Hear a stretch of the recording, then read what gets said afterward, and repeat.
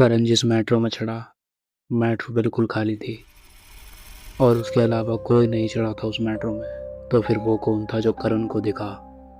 आज की स्टोरी है करण नाम के एक 25 साल के लड़के की, जो अपने दोस्त की शादी अटेंड करने गया था। उसने उस वक्त देखा तो रात के 11 बज चुके थे। तभी उसे याद आता है कि लास्ट मेट्रो 11:30 पे आएगी। तो वो जल्दी अपने दोस्त से मिलकर निकल जाता है। मेट्रो स्टेशन पहुंचने में करीब उसे 20 मिनट का वक्त लग गया था। मेट्रो आने में अब भी 10 मिनट बाकी थे। करण जल्दी से टिकट काउंटर पर टिकट लेने पहुंचा। वो जिससे टिकट ले रहा था, करण ने देखा कि वो उसे ही अजीब तरीके से घूर रहा है और एक क्रीपी सी स्माइल दे रहा है। करण ने ज़्यादा ध्यान नहीं दिया और जल्दी प्लेटफॉर्म की तरफ भागा। जब वो सीढ़ियों से चढ़कर ऊपर प्लेटफॉर्म की तरफ बढ़ रहा था तो उसने देखा कि एक आदमी सीढ़ियों पर बैठा है। करण को ये देखकर थोड़ा अजीब लगा, क्योंकि इतनी रात को कोई वहाँ बैठकर क्या करेगा। वो आदमी भी उसे वैसे ही घूर रहा था जैसे वो टिकट देने वाला आदमी उसे घूर रहा था। करण प्लेटफॉर्म पर पहुंचा। उसने देखा प्लेटफॉर्म पर उसके अलावा कोई नहीं था। प्लेटफॉर्म पर पसरा सन्नाटा और वहाँ कोई ना होने की वजह से उसके दिल में एक डर बढ़ने लगा। करण उसी सीढ़ी पर बैठे आदमी के बारे में सोच रहा था। तभी उसे अपने कान के पास से किसी की सांसें महसूस हुई। करण डर के पीछे पलटा, पर पीछे कोई नहीं था। तभी मेट्रो प्लेटफॉर्म पर आकर रुकी। करण जल्दी मेट्रो में चढ़ा और सीट पर जाकर बैठ गया। तभी उसने देखा कि मेट्रो बिल्कुल खाली है।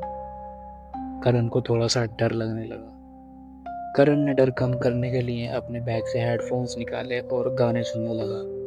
तभी उसकी नज़र दूसरे कोच में गई। उसे किसी के पैर दिख रहे थे, जैसे कोई बैठा है, पर मेट्रो तो पूरी खाली आई थी। उसे लगा शायद पहले से कोई बैठा होगा, पर करण के मन में आया कि देखना चाहिए कौन है।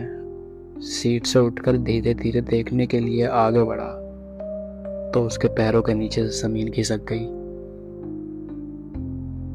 उसके पैर वहीं जम गए। उसने देखा कि वो वही आदमी है जो प्लेटफॉर्म पे जाते टाइम उसे सीढ़ी पर दिखा था। करण को अच्छे से याद है कि उसके अलावा प्लेटफॉर्म पर कोई नहीं था और ना ही मेट्रो में उसके अलावा कोई चढ़ा। तभी 2 सेकंड के लिए लाइट बंद होती है और अंधेरा हो जाता है। जैसे ही वापस लाइट जली, वो आदमी गायब था। अब करण डर के मारे एक सीट पर जाकर बैठ गया।